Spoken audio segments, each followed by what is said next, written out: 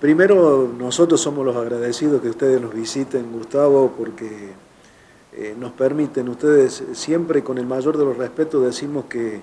es una de las herramientas que tenemos los trabajadores de podernos expresar a través de lo que hacen, de la tarea de ustedes. Y en esto, por supuesto, que hay tanto para hablar con respecto a lo que es la reforma previsional, arrancando de la manera que se llevó adelante una modificación de una ley que perjudica a los jubilados actuales y a los futuros jubilados, hacerlo de la manera que se hizo, que encontrarnos con legisladores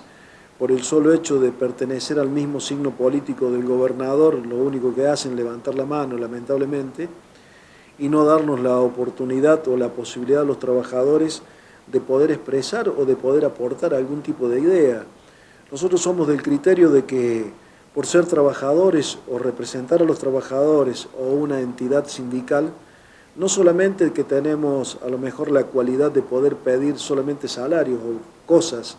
sino que también podemos aportar ideas, porque hoy esta situación que estamos viviendo nos obliga a tener que ayornarnos y ponernos a trabajar y ver qué es lo que podemos hacer. Con respecto a lo que vos me preguntás, qué es lo que venimos haciendo, y bueno, nosotros ahora en principio, a través del estudio jurídico que nos asesora desde Córdoba, y hemos hecho una presentación, una gran cantidad de gremios para pedir la inconstitucionalidad de esta ley, porque atenta contra los derechos de los trabajadores o de los ex trabajadores. Entonces, en primer lugar, y después, por supuesto que vamos a ir con los reclamos individuales de cada uno de los jubilados, tanto los que les afectó la rebaja de salario que se hizo el gobernador,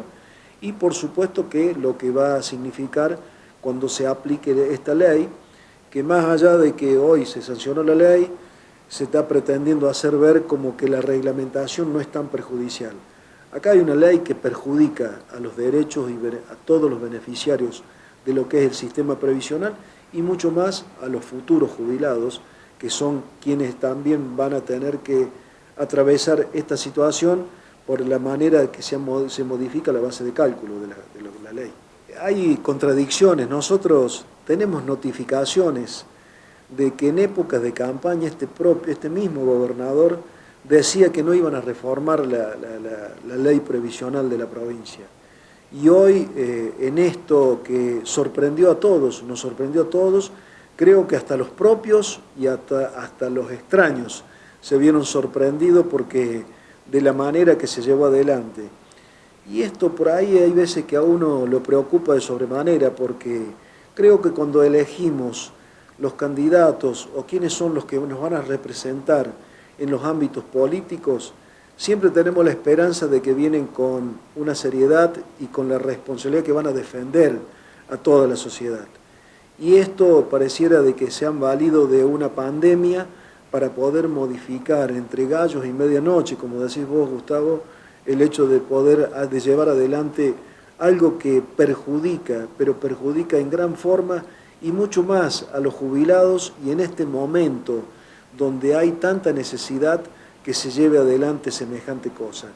Y lo peor es que ni siquiera se da la información, porque ahí está demostrado que todo el mundo sabe del perjuicio que ha generado esta modificación y no lo escuchamos en ningún medio de prensa, no lo escuchamos a ningún legislador que salga a explicar concretamente en qué consiste esta modificación que han llevado adelante. Esto viene de la época de la gobernación de Mestre, donde se pone un interventor y a partir de ahí nunca más se normalizó la situación de la caja, de quiénes son los verdaderos directivos o quién deberían ser. Y en eso está contemplado que tiene que haber la participación de los trabajadores. ¿Por qué? Porque en esto todo el mundo se ha valido de lo que es los fondos de la caja de jubilaciones de la provincia,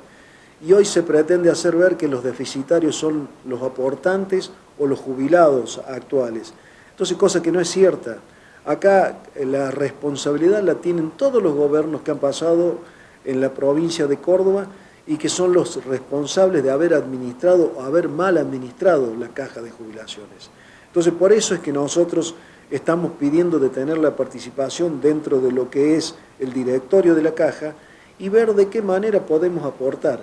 Y también que quede claro que no es producto de los niveles salariales que tienen algunos jubilados, tanto como los de Luz y Fuerza o alguna otra repartición, porque esos compañeros han aportado y hoy están cobrando acorde a lo que aportaron. Entonces no se puede decir que sean deficitarios los jubilados de EPEC. Acá hay una solución de fondo que es la que tenemos que sentarnos y que nos den el espacio a los trabajadores que somos los verdaderos dueños de la caja. Hablando de salarios, ¿cómo ha impactado esta normativa que ha dispuesto el gobernador de la provincia, que fue la de achicarse él su propio sueldo y a partir de ahí involucrar a todos los trabajadores de la administración pública en todos los niveles? Esto impacta en el bolsillo, pero específicamente en el bolsillo de los trabajadores de EPEC. ¿De qué manera? Y de una manera porque la ley 8024, que es la ley madre que le decimos nosotros del sistema previsional de la provincia, habla que ningún jubilado puede tener un salario superior a lo que es el sueldo del gobernador. Entonces el gobernador, al haberse rebajado su salario en un 45%, queda en un nivel salarial que hay jubilados de EPEC que se han ido con 40 años de aporte y están por encima de ese valor. Entonces a ellos le aplican ese descuento. Por eso es que ahora estamos obligados a hacer las presentaciones legales que tengamos que hacer y por supuesto que lo otro también es la modificación de la ley.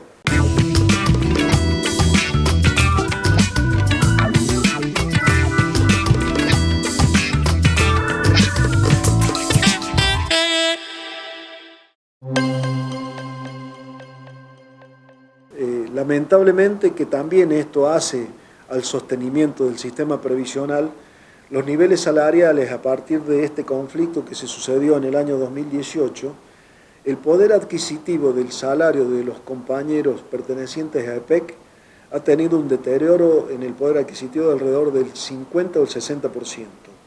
Entonces no ha habido aumentos salariales acordes a lo que ha sido la inflación y mucho más en estos últimos años. Entonces hoy tenemos compañeros que con pocos años de antigüedad no llegan a superar lo que es la línea de pobreza. Entonces es lo preocupante. Nosotros, si bien por ahí hemos tratado de ir llevando adelante algún tipo de discusión, pero también hay una actitud por parte de la empresa de no querer sentarse a dialogar con las organizaciones sindicales y ver de qué manera podemos salir adelante en esta situación que es compleja para todos. Pero creo que lo lógico es que nos sentemos y que podamos discutir y ver de qué manera podemos aportar nuestras propias ideas. Por la pandemia hay cantidad de protocolos y elementos que hacen que pueda funcionar normalmente o no las instituciones. Ustedes nos mostraban recién, previo a la entrevista, una muy buena noticia que va a permitir que cuando se normalice la actividad en el gremio puedan contar con un beneficio que no es menor, que es novedoso, es una nueva tecnología y que además permite que se trabaje con tranquilidad en el ámbito del gremio. Sí, por supuesto, porque siempre nosotros, el criterio de esta conducción es el hecho, como es lo lógico y es lo natural, es principalmente pensando en los afiliados y por supuesto que toda la sociedad que viene por distintos motivos a nuestra organización, nosotros a través de la obra social que está bajo la dirección del doctor Andrés Chianalino, nos ha cedido, nos ha donado una cabina que es de desinfección, que trabaja con ozono. Las características técnicas, bueno, por ahí a lo mejor tenemos que recurrir a alguien que sea especializado, pero que en un minuto genera una desinfección para todo tipo de virus. Entonces, esto no es lo que nos va a solucionar, pero sí en todo caso es una protección más y tomando en cuenta de que esto es prevención. Entonces, ahí cada uno de que ingrese a nuestra organización sindical pasa por esa cabina, en un minuto se genera la desinfección, así que es un avance y es algo importante. No sé si acá en Río Cuarto habrá otra de similares características, pero esto para nosotros es más que importante y darle un poco más de tranquilidad a nuestros propios afiliados. Antes de cerrar, Julio, ¿alguna cosa que quede en el tintero que tengas ganas de compartir y analizar? No, simplemente el hecho de que creo que como movimiento obrero, como trabajadores, es el hecho de pedir y seguir manifestando lo que es la unidad. Hoy nos vemos inmersos dentro de una pandemia de una cuarentena y que creemos que no es necesario una disputa política cuando estamos atravesando algo tan delicado que está costándole vidas. Entonces creo que es buena la óptica o de la manera que ha llevado adelante el gobierno nacional esta política de la cuarentena, porque está a la vista que afortunadamente son muertos, pero no a la gran cantidad que se vio en otros países, pero sí con preocupación por lo que puede estar sucediendo en el entorno, que por ahí pareciera que se quiere politizar todo, o porque lo haga fulano hay que hacerle la contra o salir a hacer una manifestación, cosa que por ahí con el mayor de los respetos utilizar a lo mejor una fecha patria como para que se haga una caravana, creo que es ensuciar o me parece faltar un poco el respeto a nuestra enseña patria. Entonces me parece que esto creo que nos tiene que llevar a recapacitar y ver y analizar las distintas situaciones que estamos atravesando, y sabemos que esto va a pegar un coletazo muy fuerte, que va a significar quitas de derechos, que va a significar chicas en los ingresos de los trabajadores o pérdidas de puestos de trabajo. Y ojalá que sea lo menos traumático posible, pero creo que por ahí nos hace falta crecer muy mucho como sociedad, despojándonos de toda la ideología política o criterio político. ¿Por qué? Porque hoy tenemos que estar bajo una misma conducción. Acá hay un gobierno que se eligió, que después evaluemos si nos equivocamos o no. Nos hemos equivocado muchas veces la sociedad. Y bueno, pero creo que hoy no nos queda otra más que estar todos juntos, y mucho más en el movimiento obrero, que quizás somos un poco los que estamos en el medio de todo este tipo de disputas.